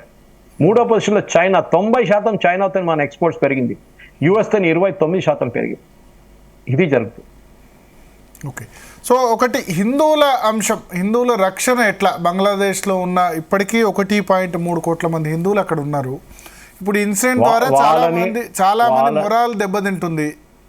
వాళ్ళని టెంపరీగా ఇండియాకి తీసుకురావడానికి ఇన్వైట్ చేయాలి, ఒక కారిడోర్ క్రియేట్ చేయాలి. ఓకే. ఒక సేఫ్ జోన్ క్రియేట్ చేసి వాళ్ళని అక్కడి నుంచి ఇక్కడ తెప్పించుకొని, వాళ్ళు ఎన్ని రోజులు ఇక్కడ ఉండాల్సి ఉంటారు, వాళ్ళకి క్యాంప్ పెట్టేసి వాళ్ళకి ఫెసిలిటీస్ ఇచ్చి ఇక్కడ ఉంచాలి. దాని తర్వాత వాళ్ళు రిటర్న్ పర్మనెంట్ గా తెచ్చుకుంటే నష్టమైంది. 130 కోట్ల మంది ఉన్నారు, 1.3 కోట్ల మంది మనకు భారమా? అది మమతా బెనర్జీకి నచ్చదు కదా, మీరు అర్థం చేసుకుంటలేరు పాలిటిక్స్. దాంట్లో కేంద్ర ప్రభుత్వం తీసుకున్న తర్వాత మొత్తం బెంగాల్లోంచి రోహింగ్యాలను తీసుకుంది. సరే, రోహింగ్యాలు హైదరాబాద్ వచ్చారు, సరే రానివ్వండి. వాళ్ళందరూ వచ్చినప్పుడు బెంగాల్కు పోయినారు, అస్సాం పోయినారు, తర్వాత ఇన్ని రాష్ట్రాలకు. బీహార్లో కిషన్గంజ్ జిల్లా అయితే బంగ్లాదేశ్ ముస్లిమ్స్, హిందువులు ఏం తప్పు చేశారు? ముస్లిమ్స్ మాత్రమే రావాలా? అదే అంటున్నాను నేను. ఇప్పుడు సిఏఏ ఉన్నప్పుడు దాకా మనం వాళ్ళకి ఎప్పుడు కావాలంటే వాళ్ళు అక్కడి నుంచి ఇక్కడికి వస్తే మనం సిటిజన్షిప్ వాళ్ళకి ఇచ్చేస్తాం. మీరు చెప్పినట్లు కరెక్టే. ఇప్పుడు 1 కోటి మంది వచ్చారనుకోండి, వాళ్ళు వెస్ట్ బెంగాల్ ఉండిపోతే మమతా బెనర్జీ రేపు పొద్దున డ్రామా స్టార్ట్ చేస్తుంది, వీళ్ళు ఎందుకు తెచ్చుకున్నారు అది ఇది అని చెప్పేసి. అది జరగబోతుంది. అదే టైంలో అక్కడి నుంచి 1 కోటి మంది ముస్లిమ్స్ వస్తే ఆమె చప్పట్లు కొట్టుకొని వాళ్ళకి ఏ సర్టిఫికేట్ కావాలంటే, రేషన్ కార్డు కావాలంటే అన్ని మొత్తం ఇచ్చేస్తుంది ఆమె, ఆధార్ కార్డుతో సహా. సో మనం చేయాల్సింది ఏంటంటే, స్పెసిఫిక్లీ చిన్నగా మనం బంగ్లాదేశ్ నుంచి ఎవరు రావాలనుకుంటున్నారో వాళ్ళకి ఒక సేఫ్ కారిడోర్ క్రియేట్ చేసి, కావాలంటే యునైటెడ్ నేషన్స్ ఫ్లాగ్ కింద వాళ్ళని భారతదేశం తరఫు తెచ్చుకోవాలి. అది ఏమవుతుందంటే అదొక ఇంటర్నేషనల్ అటెన్షన్ డ్రా చేస్తుంది. సడన్ గా ఒక రెఫ్యూజీ క్రైసిస్ ఉంది బంగ్లాదేశ్ లో ఉన్న హిందువులు చంపుతున్నారు. ఎందుకంటే మనం చూసాం నైజీరియాలో క్రిస్టియన్స్ని చంపుతున్నారని చెప్పి, సుడాన్లో క్రిస్టియన్స్ని చంపుతున్నారని చెప్పి ట్రంప్ బాంబింగ్ ఆర్డర్ చేశారు. అక్కడ ఓకే బాంబింగ్ చేశారు. మనం ఎందుకు చేయకూడదండి? మనం కూడా చేయాలి, కానీ మనం చేయం ఇప్పుడు. ఎందుకంటే మన యుఎస్ కాదు, మన ప్రపంచ పోలీస్ కాదు మనం. సో అది చాలా డిఫరెన్స్ ఉంటుంది దానికి దీనికి. కానీ మన ఒక ప్రెషర్గా we should openly invite Bangladesh నుంచి ఏ హిందువులు ఇక్కడికి రావాలనుకుంటారో, హిందువులు ఒకరే కాదు, any minority, that is Parsi, Jain, Sikh, Christian ఎవరైనా కానీ వాళ్ళు రావాలనుకుంటే వాళ్ళని ఇటువైపు పిలిపించుకోవాలి. వాళ్ళని టెంపరీ క్యాంప్స్లో మన ఫెసిలిటీస్ క్రియేట్ చేసి వాళ్ళని ఇక్కడ ఉంచి వాళ్ళకి కొంచెం డబ్బులు ఇచ్చి వాళ్ళ పిల్లలకి చదువు చదువు చెప్పి ఒక సంవత్సరం తర్వాత చూద్దాం ఏమవుతుంది. కావాలంటే వాళ్ళకి సిటిజన్షిప్ కూడా ఇవ్వచ్చు. సో ఈ ఆఫర్ ఇస్తే కనుక ఎంతమంది వచ్చే అవకాశం ఉంటుంది? అక్కడ వాళ్ళ ఆస్తుల్ని, భూముల్ని ఇవన్నీ వదిలేసి వస్తారా అక్కడ ఉన్న బంగ్లాదేశీ హిందువులు? అది మనం 47లో చూసాం. పాకిస్తాన్ వైపు నుంచి వాళ్ళు వేసుకున్న బట్టలు వేసుకొని పారిపోయి వచ్చారు వాళ్ళు ఆ టైంలో. ఓకే, ఆ పరిస్థితిలో బంగ్లాదేశ్ హిందువులు ఇప్పుడు లేరు. మనం ఒకటే ప్రెషర్ ఏం పెట్టాలంటే, మీరు యాక్షన్ తీసుకోకపోతే మేము యాక్షన్ తీసుకుంటాం అని ఒక భయం ఉండాలి. మనం గుర్తుపెట్టుకోవాలి అది. వాళ్ళు మా హిందువుల మీద మీరు దాడి చేస్తే మేము చూసి ఊరుకోము, కొన్ని రోజులు చూస్తాము, దాని తర్వాత మేము ఏం చేయాలో చేస్తాం. మేము యుఎస్ కానీ యూకే కానీ ఇట్లాంటి రాజ్యాలు వాళ్ళకి హెల్ప్ చేస్తున్న, ఫైనాన్స్ చేస్తున్న బంగ్లాదేశ్కి ఫైనాన్స్ ఆపమని చెప్పాలి. ఒక టెర్రరిస్ట్ నేషన్గా డిక్లేర్ చేయాలి. FATF లిస్ట్ కింద ఒక టెర్రరిస్ట్ నేషన్, టెర్రరిజం సపోర్ట్ చేస్తున్న నేషన్గా డిక్లేర్ చేసి జమైతే ఇస్లామీ లాంటి ఆర్గనైజేషన్ని ఒక టెర్రరిస్ట్ ఆర్గనైజేషన్గా డిక్లేర్ చేయాల్సి. కానీ మీరు చూసుంటారు మన వైపు నుంచి అసదుద్దీన్ ఓవైసీ కానివ్వండి, మమతా బెనర్జీ కానివ్వండి, అఖిలేష్ యాదవ్ కానివ్వండి, రాహుల్ గాంధీ కానివ్వండి, వీళ్ళెవ్వరూ ట్వీట్ చేయట్లేదు, వీరెవ్వరు మాట్లాడలేదు. అది పవన్ కళ్యాణ్ మళ్ళీ అట్లీస్ట్ వాళ్ళు ఎన్డీఏలో ఉన్నారు కదా, నేను నాన్ ఎన్డీఏ చెప్తున్నాను. అంటే ప్రియాంక గాంధీ చేసింది అంటే ఆమె పాలస్తీనా బ్యాగ్ పట్టుకున్నందుకు మళ్ళీ బ్యాలెన్స్ చేసేందుకేమో, అదే పాలస్తీనా అన్నందుకు నేను ఇది కూడా చేస్తున్నా అన్నందుకు బహుశా. రాహుల్ గాంధీ రోడ్డు మీద కుక్క చేస్తే కూడా మోదీ మీద ఇస్తా పని ఉంది రాహుల్ గాంధీది. ఆ రాహుల్ గాంధీ ఇప్పుడు ఒక మాట అనట్లేదు. మమతా బెనర్జీ ఎక్కడో ఒక అఖలాక్ని హత్య చేసినప్పుడు, అక్కడ ఆవు లేదు మాంసం ఉందని చెప్పి చేసినప్పుడు దానికి పెద్ద ఇష్యూ చేశారు. లక్షల రూపాయలు కేరళ సీఎం వచ్చి 10 లక్షలు ఇచ్చారు అఖలాక్ వాళ్ళ ఫ్యామిలీకి. ఆలోచించి ఎక్కడ కేరళ, ఎక్కడ హర్యానా, ఇట్లాంటి పరిస్థితి ఉంది మన దగ్గర. ఈ ఓట్ బ్యాంక్ కోసం ఏమైనా చేస్తారు. మీరు అడిగిన ప్రశ్న కరెక్టే. హిందువులు తీసుకురావాలంటే తీసుకురావాల్సింది ఎక్కడికి, వాళ్ళు వస్తారో లేదో అది ఇంకో మాట. ఎందుకంటే మీరు చెప్పినట్లు వాళ్ళ ఇల్లు అక్కడ ఉంది, వాళ్ళ ఆస్తి అక్కడ ఉంది, అన్ని అక్కడే ఉంది కదా. వాళ్ళు అమ్మలేరు కూడా ఇల్లు, ఎవరు కొనుక్కోరు, కొనుక్కుంటే కూడా వాళ్ళు డిస్ట్రెస్ సేల్ ఉంటుంది అది. సో డెఫినెట్గా మనం ఒక పిలుపు ఉండాలి, ఒక భయం ఉండాలి బంగ్లాదేశ్ గవర్నమెంట్ కి, మేము చేయొచ్చు అని చెప్పేసి. అది కాకుండా 1.3 కోట్ల మంది హిందువులు రాకపోవచ్చు, 10 లక్షల మంది 20 లక్షల మంది వచ్చినా పర్లేదు, మనకేం భారం కాదు. నేను మొన్న చెప్పినప్పుడు ఫేస్బుక్లో చేస్తే చాలామంది దానికి పాజిటివ్గా స్పందించారు. నాకు అనిపించింది ఆ మూమెంట్లో, అరే మనం 130 కోట్ల మందిని భారత భూమి భరిస్తుంది, 1.3 కోట్ల మంది అంటే 1% భరించలేమా? మన సిర్పూర్ కాగజ్నగర్లో బెంగాలీస్ ఇక్కడ సెటిల్ అయిన వాళ్ళు ఉన్నారు, అక్కడ నుంచి బంగ్లాదేశ్ నుంచి వచ్చిన వాళ్ళే. కరెక్ట్. ఇది మొన్న నాకు ఎవరో మెసేజ్ పంపించారు, కొండాపూర్ వైపు చాలా మంది ఉన్నారు సురేష్ గారు అని చెప్పి. ఏదో ఒక నేను యూట్యూబ్ ఛానల్లో ఇంటర్వ్యూ ఇచ్చిన దాని ప్రకారం వాళ్ళు కామెంట్ చేశారు. వాళ్ళు ఉన్నారు ఇక్కడ. నేను చెప్తున్నా అండి, అది ఇంకో మాట, నేను దాని గురించి ఎక్కువ మాట్లాడలేదు. కానీ ఇక్కడున్న ప్రతి బంగ్లాదేశ్ తీసుకొని డిటెన్షన్ సెంటర్లు వేయాలి. ఒక భయం ఉండాలి, మీరు అక్కడ చేస్తే మేము ఇక్కడ చేయొచ్చు అని చెప్పి. ప్రతి బంగ్లాదేశ్ వాడు, హైదరాబాద్ ఉండనియండి, ముంబై ఉండనియండి, ఎక్కడైనా కానీ. బెంగాల్లో అయితే జరగదు. వెస్ట్ బెంగాల్లో మమతా బెనర్జీ వాళ్ళని ఏం చెప్తారు, వాళ్ళకి దండ వేసి వాళ్ళు సపోర్ట్ ఇచ్చి వాళ్ళకి ఏం కావాలంటే ఇస్తారు. కానీ మిగతా రాష్ట్రాల్లో ఇప్పుడు ఆమె టర్మ్ ఇంకా 3 నెలలే కదా, మార్చ్ ఏప్రిల్ వరకే కదా ఆమె టర్మ్. అదే ఆమెకు ఓట్లు కావాలి కదండి. ఆమె ఏమైనా చేస్తుంది ఓట్ల కోసం. ఏమైనా చేస్తారు, మేము ముస్లిమ్స్ కోసం ఇంత చేస్తున్నాం చూడండి అని చెప్పి. సో ఇప్పుడు చేయాల్సింది ఏంటంటే బేసిక్లీ బంగ్లాదేశ్లో ఇక్కడున్న ప్రతి బంగ్లాదేశీని ఐడెంటిఫై చేసి డిటెన్షన్ సెంటర్కి మార్చుకోవాలి. ఎందుకంటే మన చట్ట ప్రకారం అది పాసిబుల్. జైలు కాదు, డిటెన్షన్ సెంటర్ అంటారు. మన ఆసాం వైపు ఉంది, ఉత్తరప్రదేశ్లో ఉంది, ఈవెన్ తమిళనాడులో డిటెన్షన్ సెంటర్స్ ఉన్నాయి. అట్లాంటి ప్లేసెస్లో వీళ్ళందరినీ అక్కడ జరిపి వీళ్ళు అక్కడ పెట్టి వాళ్ళని ఒక ఇంటర్నేషనల్ లాగా చూపించి వీళ్ళని ఏం చేయాలని చెప్పి వీళ్ళ మీద చర్యలు తీసుకుంటే అప్పుడు బంగ్లాదేశ్లో వాళ్ళు కొంచెం మేలుకు వస్తుంది.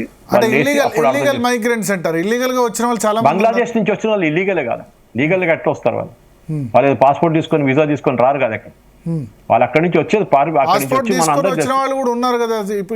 పాస్పోర్ట్ తీసుకొని వచ్చిన వాళ్ళు చాలా తక్కువ ఉంటారు. వాళ్ళు మన రాడార్ లో ఉంటారు. వాళ్ళు పాస్పోర్ట్ తీసుకుని మీకు వీసా ఎక్కడ ఉంది? మీకు పాస్పోర్ట్ ఒకటే నేపాల్ వీసా తీసుకొని వచ్చిన వాళ్ళు కూడా వీసా మెడికల్ వీసా మీద వస్తారు బంగ్లాదేశ్ నుంచి. ఆ వీసా మొత్తం బ్యాన్ చేసి పడేయాలి. ఇప్పుడు కొద్దిసేపటి క్రితం డెవలప్మెంట్ చెప్తున్నా, భారతదేశం చిట్టగాంగ్లో ఉన్న వీసా సెంటర్ మూసేసింది. దానికి ప్రతిగా బంగ్లాదేశ్ కూడా కొద్దిసేపటి క్రితం వాళ్ళు కూడా మేము బ్యాన్ చేస్తున్నాం అని చెప్పి బ్యాన్ చేశారు. అంటే మన వాళ్ళు ఎంతమంది పోతారో తెలియదు బంగ్లాదేశ్ కు. ఎవరు పోతారండి బంగ్లాదేశ్ కి? నాకు అర్థం కాదు. అదే అంటే హిపోక్రసీ ఏంటంటే మీరు చేస్తే మేం చేయవా అన్నట్టు. మొత్తం బంద్ చేయమని చెప్పండి. ఈవెన్ ఢిల్లీ హై కమిషన్ బంద్ చేయమని, ఢిల్లీ ఎంబసీ బంద్ చేసి వెళ్ళిపోమని చెప్పండి అండి. మనకి ఏ ప్రాబ్లం లేదు. బంగ్లాదేశ్ కి ఎవడు వెళ్తాడు? ఏ పిచ్చోడు వెళ్తాడు అక్కడికి? అదే కదా వీళ్ళది. Bangladesh high commission in Delhi temporary suspends visa services amid tense ties. అదే అంటున్నా, ఎవరు వెళ్తారు అక్కడికి? మనం చేశాం కాబట్టి వాళ్ళు చేయాలని. అదే అక్కడి నుంచి ఇక్కడికి వస్తారు, ఇక్కడ నుంచి అక్కడ వెళ్ళడం కాదు. వాళ్ళకు మెడికల్ వీసా కోసం వస్తారు. Maximum number of people Bangladesh ని ఇండియాకి ట్రీట్మెంట్ కి వస్తారు. అంత పెద్ద కంట్రీ ఆలోచించండి. వాళ్ళ మెడికల్ ట్రీట్మెంట్ కూడా లేదు, ప్రాపర్ ఒక మంచి హాస్పిటల్ లేదు అక్కడ వాళ్ళ దగ్గర. దీన్ని తీసుకెళ్లాల్సింది ఎక్కడ తీసుకెళ్లారు? సింగపూర్ తీసుకెళ్లారు. ఇప్పుడు వీళ్ళందరికీ వీసా మన భారతదేశం ఇవ్వకుండా అందరికి సింగపూర్ పంపించండి. ఒక మాట అడుగుతాను, వీరు సౌదీ అరేబియాకి ఎందుకు వెళ్ళట్లేదండి ట్రీట్మెంట్ కి? వీళ్ళు ఒమాన్కి ఎందుకు వెళ్ళట్లేదండి? బహ్రెయిన్కి ఎందుకు వెళ్ళట్లేదండి? ఖతార్కి ఎందుకు వెళ్ళట్లేదండి ట్రీట్మెంట్? భారతదేశమే దొరికేమో ట్రీట్మెంట్ కోసం, ఇక్కడ ఎందుకు వస్తున్నారు? సో వీళ్ళని కంప్లీట్ గా భారతదేశంలో ఉన్న ప్రతి యూనివర్సిటీలో ఏ బంగ్లాదేశ్ ఉన్నాలో వాళ్ళని అందరినీ రిటర్న్ పంపించాల్సింది. మన వాళ్ళు ఎవరైనా అక్కడ ఉంటే టెంపరీ వీసా మీద వెళ్ళినా, విజిట్ వీసా కానీ మిగతా ఏదైనా టూరిస్ట్ వీసా మీద వెళ్ళినా వాళ్ళందరూ రిటర్న్ పిలిపించుకోవాల్సింది. చాలా క్లియర్ గా బంగ్లాదేశ్ ని కంప్లీట్ గా ఎకనామికలీ ఫినిష్ చేసేసేయాలి. బంగ్లాదేశ్ అని ఒక ఏం చెప్పాలి, ఎకనామికల్ గా ఫినిష్ చేస్తాం. కానీ అమెరికా సపోర్ట్ ఉంది కదా. అమెరికా చాలా క్లియర్ అండి. వాళ్ళు ఒక డాలర్ పెడితే $10 తీసుకుంటారు. వాళ్ళు అంత బెనిఫిట్స్ గుంజుకుంటారు. America is not foolish. వాళ్ళకి తెలుసు వీళ్ళని ఎట్లా హ్యాండిల్ చేయాలని చెప్పి, చాలా క్లియర్ గా తెలుసు వాళ్ళకి. ఆ ప్రాబ్లం ఉండదు అమెరికా. ఓకే, సో ఇప్పుడు ఎకనామికల్ గా ఫినిష్ చేయడం మన వల్ల పాసిబుల్? చాలా బాగా ఈజీగా చేయొచ్చు. మన మీద డిపెండెన్సీ ఎక్కువనే. Jute export, jute raw material మన వైపు నుంచి వెళ్తుంది బంగ్లాదేశ్ కి. ఓకే, ఇప్పుడు అది బంద్ చేసేసాం కదా 3 నెలలు, ఇప్పుడు 3-4 నెలలు అయ్యి. మరి 1.5 year లో, ఈ 1 year లో మోడీ గవర్నమెంట్ ఆ దిశగా చర్యలు తీసుకుంది. అదే అంటున్నాను. మనం జూట్ ఎక్స్పోర్ట్ కంప్లీట్ గా బ్యాన్ చేసి పడేసాం. ఓకే, అది కాకుండా వీళ్ళకి రా మెటీరియల్ సూరత్ నుంచి వస్తుండే టెక్స్టైల్స్ కోసం అని, గుజరాత్ నుంచి, అది కూడా బంద్ చేసి పడేసారు. వీళ్ళకి ఓవర్లాండ్ ప్యాక్ట్ ఒకటి ఉండే, అంటే మన వైపు నుంచి ఎక్స్పోర్ట్స్ వాళ్ళ దేశానికి త్రూ ట్రక్ లో లేకుంటే అట్లా ట్రైన్ లో తీసుకెళ్లొచ్చు అనమాట. అది కూడా మనం బంద్ చేసి పడేస్తాం. సో వాళ్ళ ప్రతి వైపు నుంచి బంగ్లాదేశ్ ని మనం ఎకనామికలీ క్రిటికల్ చేస్తున్నాం. నేను అదే చెప్పాను, దాని గురించి మనం ఎక్కువ మాట్లాడక్కర్లేదు. వాళ్ళు మీకు గుర్తుంటుంది, ఢాకా ఎయిర్పోర్ట్ లో 3 నెలల ముందు $1 billion ఒక టెక్స్టైల్ ఎక్స్పోర్ట్ ప్యాకేజ్ కన్సైన్మెంట్ మొత్తం నిప్పంటుకుని ఎవరో మొత్తం పోయింది, ధ్వంసమైంది. అది ఎవరు చేయించారో ఎవరు చేశారో తెలియదు. $1 billion ఆలోచించండి. దాంతో వాళ్ళ టెక్స్టైల్ సెక్టర్ కంప్లీట్ గా కొలాప్స్ అయిపోయింది. అది కాకుండా ఈ రైట్స్ అంతా జరిగిన తర్వాత ఈవెన్ క్లయింట్స్ కూడా చాలా కేర్ఫుల్ అయిపోతారు. ఎందుకంటే వాళ్ళకు కూడా తెలుసు రేపు ఈ సప్లైస్ వస్తుందో లేదో. మార్క్స్ అండ్ స్పెన్సర్ కానీ, మిగతా వాళ్ళు కానీ, టార్గెట్ కానీ, వాల్మార్ట్ కానీ, వీళ్ళు ఏం చేస్తారంటే వీళ్ళు చూస్తారు, అరే వీళ్ళు సప్లై ఆర్డర్ ఇవ్వలేరు. దానికోసం మన ఎక్స్పోర్ట్స్ ఇంక్రీజ్ అయింది యుఎస్ కి. ఎందుకంటే మన దగ్గర క్రెడిబిలిటీ ఉంది. మన తిరుపూర్ కానీ, లుధియానా కానీ, కీటెక్స్ లాంటి ఆర్గనైజేషన్ క్రెడిబిలిటీ ఉంది, క్వాలిటీ ఉంది, స్టెబిలిటీ ఉంది మన దేశంలో. మన దగ్గర ఇట్లాంటి అక్కడ చేస్తున్న అట్లాంటి హత్యలు, అక్కడ చేసినట్లాంటి తగలబెట్టడము, న్యూస్ పేపర్ ఆఫీస్ తగలబెట్టడం ఇక్కడ జరగదు. అది మనం వీఆర్ వైబ్రెంట్ డెమోక్రసీ. వాళ్ళ డెమోక్రసీ కాదు, దే ఆర్ మొబోక్రసీ. ఓకే, సో అంటే ఇప్పుడు ఎకనామికల్గా సాంక్షన్స్ లాంటిది విధించడం ఇండైరెక్ట్గా ఒకటి. రెండవ మార్గం, మెయిన్ నా కన్సర్న్ ఏంటంటే, సరే వాళ్ళు కొట్టుకోనివ్వండి, చావనివ్వండి, ఎవరికేం అది. ఎందుకంటే వాళ్ళ కృతజ్ఞత లేని దేశం అదొకటి. 1971లో మన సైనికులు త్యాగం చేస్తే కదా వాళ్ళు పుట్టింది.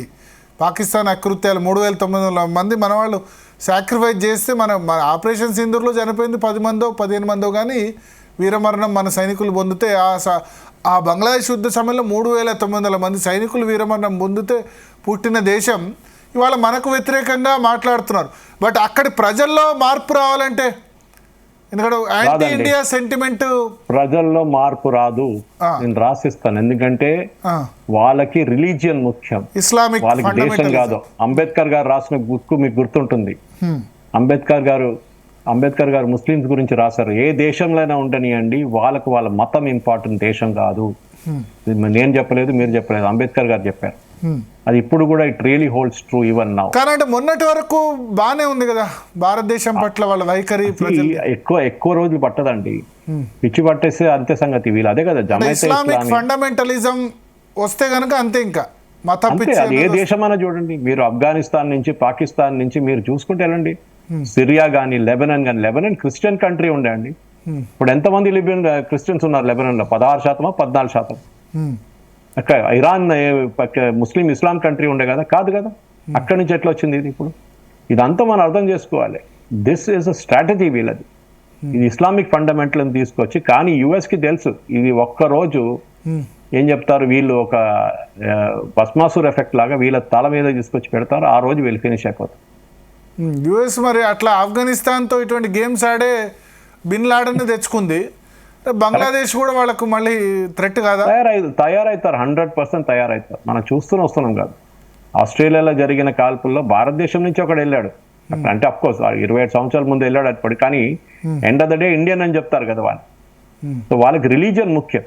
వాళ్ళకి ఏ దేశం నుంచి వచ్చారో, అక్కడి నుంచి వచ్చారో, ఇక్కడి నుంచి కాదు. వాళ్ళకి దేశం ఏ లాయల్టీ లేదు వాళ్ళకి. వాళ్ళ loyalty only towards the religion. అంటే షేక్ హసీనా వాజిద్ ఉన్నంత వరకు కంట్రోల్లో ఉంది, భారత వ్యతిరేకత చాలా చాలా మనకు తెలిసింది అది. ఆమె సరే, ఆమె డిక్టేటర్ గా ఉంది, చాలా మందిని ఎక్స్ట్రా జ్యుడిషియల్ కిల్లింగ్స్ లో చంపారు, అక్కడ ఉన్న పోలీసులు, ఆర్మీ వాళ్ళు చేశారు, దాంట్లో డౌట్ లేదు. ఎందుకంటే వీళ్ళు కంట్రోల్ చేయాల్సింది అదొక్కటే మెథడాలజీ ఉంది, ఇంకే మెథడాలజీ లేదు కంట్రోల్ చేయడానికి. దాంతో నడుస్తుంది ఇదంతా. మళ్ళీ షేక్ హసీనా వాజిద్ అక్కడికి వెళ్ళే అవకాశం లేదా? ఇంకో 3-4 సంవత్సరాల తర్వాత, 4-5 సంవత్సరాల తర్వాత? లేదండి, అది ఇక్కడ మొత్తం ఒక యాటిట్యూడ్ మారితే, ఎందుకంటే వాళ్ళ నాన్నగారిని చంపిన వాళ్ళు వీళ్ళే, సేమ్ జమాయితే ఇస్లామీ వాళ్ళు హత్య చేసింది. ఇప్పుడు వాళ్ళని ఈమెని కూడా చంపడానికి ట్రై చేస్తే దాని వాళ్ళు నాట్ బి సర్ప్రైజ్డ్. అదే కదా. సో ఆ దేశం మొత్తం ఒక డిస్ట్రాయ్ అయిపోతే, మొత్తం ధ్వంసం అయి లాస్ట్ భారతదేశం దగ్గర వచ్చి అడుక్కొని తినడం పరిస్థితికి వచ్చినా అప్పుడు మనం చూపిస్తాం వాళ్ళకి ఏం చేయొచ్చు మనం భారతదేశం. మళ్ళీ ఆ గోధుమ పిండి అడుక్కోవడం, ఉల్లిపాయలు 100 రూపాయలు అయిపోవడం, అటువంటి పరిస్థితి వస్తుందా పాకిస్తాన్ లో? వస్తుంది, పాకిస్తాన్ లో నడుస్తుంది, అది బంగ్లాదేశ్ కూడా వచ్చేస్తుంది. ఇప్పుడు ఎక్కువ రోజులు పట్టదు అది. బంగ్లాదేశ్ పరిస్థితి ఇంకా దారుణం. అక్కడ యుఎస్ ఎన్ని రోజులు కాపాడుకో, వాళ్ళకి ఒకసారి చైనాతోని వాళ్ళకి ఒక ఒప్పందం వచ్చేస్తే, చైనాతో ఒక పీస్ అగ్రిమెంట్ లాగా సైన్ చేసుకుంటే, ఆ రోజు నుంచి వాళ్ళు పాకిస్తాన్ దుకాణం బంద్ చేసి ఎట్లా ఆఫ్ఘనిస్తాన్ నుంచి పారిపోయారో అట్లా పాకిస్తాన్ నుంచి పారిపోతారు అంతే. మరి చైనా ఇటు షేక్ హసీనాకి సపోర్ట్ గా ఉండాలి కదా. చైనాకి ఏంటంటే, చైనా ఒక మాట మనం అర్థం చేసుకోవాలి, వాళ్ళకి బంగ్లాదేశ్ తో అంత స్ట్రాటజిక్ ఇంపార్టెన్స్ లేదు ఇప్పుడు ఈ పరిస్థితులు. ఎందుకంటే అక్కడ యుఎస్ ఎప్పుడు దాకా అక్కడ కూర్చుంటారో వాళ్ళకి బంగ్లాదేశ్ తో ఏం లేదు, వాళ్ళు ఏం చేయరు అక్కడ. ఎందుకంటే అక్కడ వాళ్ళ మెయిన్ స్ట్రాటజీ ఏమంటే, బే ఆఫ్ బెంగాల్లో మొత్తం కంట్రోల్ చేయడానికి వాళ్ళు బంగ్లాదేశ్ నుంచి కంట్రోల్ చేస్తుండే ముందు. ఇప్పుడు వాళ్ళ దగ్గర మయన్మార్ దగ్గర మన అండమాన్ అండ్ నికోబార్ ఐలాండ్స్ అన్నిటికంటే టాప్ పార్ట్ లో కోకో ఐలాండ్స్ అనే కోకో ఐలాండ్ ఉంది. మయన్మార్ నుంచి 60 కిలోమీటర్లు అంతే. ఆ ఐలాండ్ చైనాకి లీజ్కి ఇచ్చారు మయన్మార్ వాళ్ళు. అక్కడ వీళ్ళు ఒక 300 కిలోమీటర్ రన్వే ఉండే, దాన్ని 3000 కిలోమీటర్ రన్వే చేశారు, తయారు చేశారు. 3500 మీటర్స్ రన్వే తయారు చేశారు వీళ్ళు. అది ఇప్పుడు చైనా వాడుకుంటున్నారు. ఆ కంప్లీట్ కోకో ఐలాండ్ వాళ్ళ దగ్గర ఉంది. సో వాళ్ళకి ఇప్పుడు బంగ్లాదేశ్ అక్కర్లేదు. సో బంగ్లాదేశ్ లేకుండానే వాళ్ళు పని నడిపించుకుంటారు. వాళ్ళు మన ఇండియన్ అసెట్స్, స్పెషల్లీ విశాఖపట్నం వైపున సబ్మెరీన్ కమాండ్ని వాళ్ళు అక్కడి నుంచి ట్రాక్ చేస్తున్నారు. అది కాకుండా అమెరికన్ వార్షిప్స్ అక్కడ తిరుగుతున్న మన మలక్కా స్టేట్స్ కానివ్వండి, ఇండియన్ ఓషన్ రీజన్లో అక్కడ ట్రావెల్ చేస్తున్న యూకే కానీ యుఎస్ నేటో ఫోర్సెస్ని వాళ్ళు అక్కడి నుంచి ట్రాక్ చేస్తున్నారు అన్నమాట. అదే టైంలో యుఎస్ కూడా మయన్మార్లో 2 బేస్లు పెట్టుకున్నారు. సదర్న్ ఎండ్ ఆఫ్ ఇట్, మన అండమాన్ నికోబార్ ఐలాండ్స్ వైపు నుంచి అట్లా పక్క నుంచి యుఎస్ అక్కడ 2 బేస్లు పెట్టుకున్నారు. వాళ్ళు కూడా ట్రాక్ చేస్తున్నారు అక్కడ. అది కాకుండా యుఎస్కి డీగో గార్షియా బేస్ ఉంది అట్లా మన ఇండియన్ ఓషన్లో, అక్కడ యూకే కూడా ఉన్నారు అక్కడ. సో కంప్లీట్గా చైనాని బంగ్లాదేశ్తో వాళ్ళకి ఏ స్నేహం లేదండి, ఎక్కడ లేదు. పాకిస్తాన్ చూస్తున్నాం కదా ఇప్పుడు, అక్కడ యుఎస్ వచ్చి కూర్చున్నప్పుడు చైనా వాళ్ళు అక్కడి నుంచి పారిపోయారు. వాళ్ళకి బెల్ట్ రోడ్ ఇనిషియేటివ్ లేదు, ఏం లేదు. వాళ్ళు అక్కడి నుంచి గోడార్ పోర్ట్ కూడా పక్కన పెట్టేసి వెళ్ళిపోయారు. చైనా పాకిస్తాన్ ఎకానమిక్ కారిడార్ లో ఏం లేదు ఇంప్రూవ్మెంట్, పోయింది కదా. వాళ్ళు ఉన్న వాళ్ళని కూడా చంపేస్తున్నారు అక్కడ ఈ తాలిబాన్ వాళ్ళు వచ్చి. అదే కదా పరిస్థితి. బట్ ఇవాళ మనం తాలిబాన్తో ఇంట్రెస్టింగ్ అగ్రిమెంట్ సైన్ చేశాం కొద్దిసేపటి క్రితం. తాలిబాన్లో క్యాన్సర్ సెంటర్స్ పెట్టి అక్కడ మెడికల్ కేర్కు మన డాక్టర్లు సహకారం అందిస్తారని. So Taliban also complete Islamic country. But ఇటీవల పాకిస్తాన్ తర్వాత ఆఫ్ఘనిస్తాన్ 2 తాలిబాన్ గవర్నమెంట్ ఇష్యూ అయ్యాక మనం కొంచెం తాలిబాన్ క్లోజ్ అవుతున్నట్టున్నాం. మనం దీనికన్నా ముందు కూడా తాలిబాన్ ఎర్లియర్ రెజ్యూమ్లో ఉన్నప్పుడు కూడా, అప్పుడు ఆ టైంలో మనం అక్కడ అన్నిటికంటే పెద్ద హాస్పిటల్ కట్టాం మనం భారతదేశం. ఓకే, ఇందిరాగాంధీకి పేరు మీద హాస్పిటల్ అది. దాని తర్వాత అక్కడ ఉన్న రోడ్ ప్రాజెక్ట్ చేసాం. మన హైదరాబాద్ నుంచి ఉన్న 2 కంపెనీలు దాంట్లో ఇన్వాల్వ్ అయ్యాం రోడ్ ప్రాజెక్టులు కట్టడం. సో తాలిబాన్ ఏమంటున్నారంటే మాకు మీతోని మా పని కావాలి, మాకంతే. మీరు హాస్పిటల్ సెటప్ చేయండి, మా దగ్గర యుఎస్ వాళ్ళు రారు, పాకిస్తాన్ వాళ్ళు రారు, మీరు మాకు హాస్పిటల్ కట్టండి, మీరు అది చూసుకోండి, మాది కొన్ని రూల్స్ అండ్ రెగ్యులేషన్స్ ఉంటుంది మహిళల గురించి, అది మీరు డాక్టర్లు ఫాలో చేయాల్సింది, కానీ మిగతా అంతా ఇన్ఫ్రాస్ట్రక్చర్ ప్రాజెక్ట్ కానీ డ్యామ్ కట్టడం కానీ అన్నీ మనమే చేస్తున్నాం అక్కడ ఆఫ్ఘనిస్తాన్. సో మనకేంటంటే ఆఫ్ఘనిస్తాన్ ఉన్నప్పుడు మనం ఇరాన్ నుంచి మన పోర్ట్ అక్కడి నుంచి తీసుకొని అటువైపు నుంచి తీసుకొని మనం తజికిస్తాన్ కానీ ఉజ్బెకిస్తాన్ కానీ మిగతా సెంట్రల్ ఏషియన్ రిపబ్లిక్స్కి ఒక ఎంట్రీ పాయింట్గా ఆఫ్ఘనిస్తాన్ వాడుకుంటాం మనం. అది మన స్ట్రాటజీ. ఓకే, సో ఇప్పుడు ఓవరాల్గా బంగ్లాదేశ్ సంబంధించి ఈ ఫిబ్రవరిలో ఎలక్షన్స్ ఉన్నాయి. ఎలక్షన్ జరుగుతాయో జరగదో మనం చెప్పలేం. సో జరిగినప్పుడు మళ్ళీ మహమ్మద్ యూనిస్ లేకపోతే బేగం ఖలీదా జియా కుమారుడు మళ్ళీ ఎంట్రీ అవుతున్నారు అంటున్నారు. సో ఎటువైపు అయినా భారత్ ఫ్రెండ్లీ వచ్చే పరిస్థితి లేదా? అక్కడ అందరూ వ్యతిరేకమైన ఇప్పుడు మీరు చెప్పిన జమాతే ఇస్లామీ హింద్ రిలేటెడ్ పార్టీ వచ్చే అవకాశం ఉంటుందా ఎన్నిక కనుక స్వేచ్ఛగా జరిగితే? సో భారతదేశానికి ఇప్పుడు అక్కడ ఇప్పుడైతే నెక్స్ట్ ఒక 5 సంవత్సరాలు ఒక ఫ్రెండ్లీ రెజ్యూమ్ రాదండి, డెఫినెట్గా రాదు, దాని ప్రసక్తే లేదు అక్కడ. సో మనం ఏం చూడాలంటే మనకి బంగ్లాదేశ్తో పెద్ద టైఅప్తో మనకి ఏం అడ్వాంటేజ్ ఏం లేదు. ఒకటే అడ్వాంటేజ్ ఏముండే అంటే మనకు ఒక డైరెక్ట్ ట్రైన్ రూట్ ఉండే కల్కటా నుంచి, అంటే వెస్ట్ బెంగాల్ నుంచి డైరెక్ట్ నార్త్ ఈస్ట్కి వెళ్ళడానికి.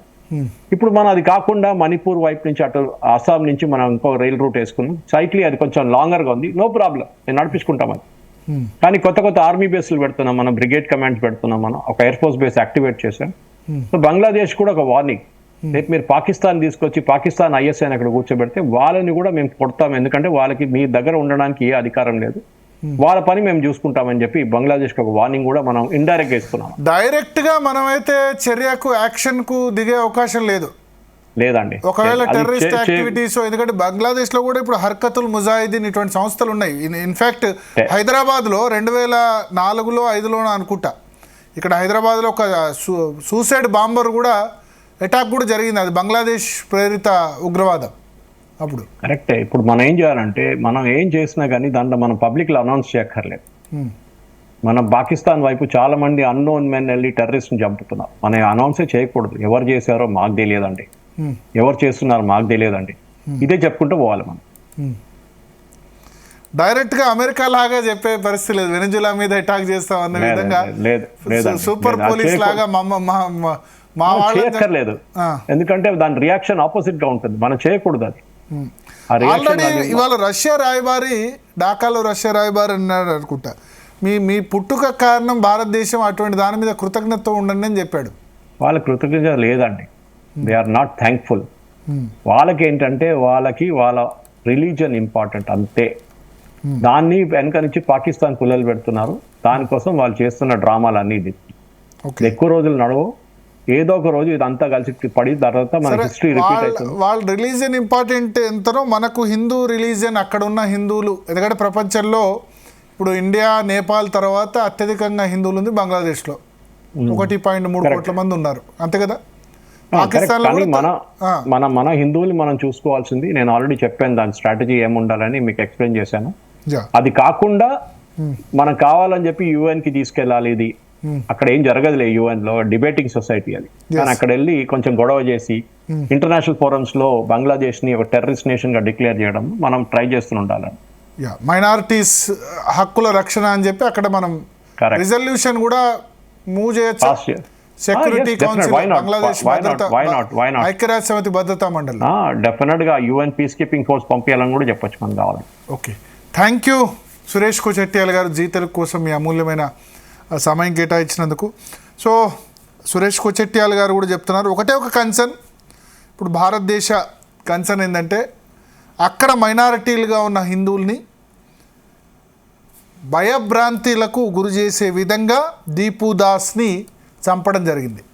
పోలీసు కస్టడీలో ఉన్న వ్యక్తిని తీసుకొచ్చి చిత్రహింసలు పెట్టి కొట్టి ఉరిదీసి నడి రోడ్డు మీద కాల్చి, చనిపోయిన తర్వాత కూడా కాల్చి, ఒక విధంగా అక్కడున్న మిగతా 1.3 కోట్ల మంది హిందువులను కూడా బెదిరించారు. దీనికి డెఫినెట్గా అంటే కర్మ అన్నది ఒకటి ఉంటే డెఫినెట్గా బంగ్లాదేశ్ అనుభవిస్తుంది. లాస్ట్ 1 ఇయర్గా అనుభవిస్తుంది. ఒకప్పుడు బంగ్లాదేశ్ మన రాజకీయ నాయకులే అన్నారు పర్ క్యాపిటల్ ఇన్కంలో అంటే తలసరి ఆదాయంలో మనం దాటిపోయింది భారతదేశాన్ని అని అన్నారు. ఈ 1 ఇయర్గా బిచ్చం ఎత్తుకునే పరిస్థితి వచ్చింది. మతమౌఢ్యం ఏ విధంగా దారి తీస్తుంది అనడానికి బంగ్లాదేశ్ ఒక ఎగ్జాంపుల్. ఒకటే ఒక కన్సర్న్, 1.3 కోట్ల మంది హిందువులు ఇంకా బంగ్లాదేశ్లో ఉన్నారు. నేనైతే నా వ్యక్తిగత ఒపీనియన్ అయితే 130 కోట్ల మందిని మనం భరిస్తున్నాం. ఈ 1.3 కోట్ల మంది లెక్క కాదు. వాళ్ళు భారతదేశంకి వచ్చిన భారతదేశం దగ్గర వాళ్ళని మంచిగా చూసుకుని, ఎందుకంటే కష్టించే తత్వం ఉన్న వాళ్ళని వాళ్ళు కట్టుబట్టలతో గతంలో దేశ విభజన సమయంలో చాలామంది వచ్చినా వాళ్ళని చూసుకున్నాం. ఆ 1.3 కోట్ల మంది కూడా పెద్దగా భారం కారు మనకు. ఎందుకంటే CAA తీసుకొచ్చింది, సిటిజన్షిప్ అమెండ్మెంట్ యాక్ట్ తీసుకొచ్చింది ఒకటే. నాట్ ఓన్లీ హిందూస్, అక్కడ క్రిస్టియన్ సఫర్ అయినా తీసుకురావాలి, బుద్ధులు సఫర్ అయినా తీసుకురావాలి, జైనులు సఫర్ అయినా తీసుకురావాలి, సిక్కులు సఫర్ అయినా తీసుకురావాలి. సో సిగ్నిఫికెంట్ పాపులేషన్ క్రిస్టియన్స్ కూడా ఎంతో కొంత ఉండుంటారు, జైనులు, సిక్కులు, బౌద్ధులు కూడా ఉండుంటారు. సో వాళ్ళందరికీ కూడా ఇక్కడ భారతదేశం ఖచ్చితంగా ఒక ఆశ్రయం కల్పించే పరిస్థితి ఇప్పుడు వచ్చింది. 130 కోట్ల మందికి మనం ఇక్కడ సమకూర్ణ వనరులు ఉన్నప్పుడు ఒక 1% 1.3 crores వస్తే పెద్దగా నష్టం ఏది కాదని నా వ్యక్తిగత అభిప్రాయం. సో బంగ్లాదేశ్ పరిణామాలపై ఖచ్చితంగా జీ తెలుగు న్యూస్ ఎప్పటికప్పుడు సమాచారం అందిస్తుంది. అక్కడ హిందువులకు ఖచ్చితంగా జీ తెలుగు న్యూస్ తరపున డెఫినెట్గా ప్రజల సంఘీభావాన్ని కూడా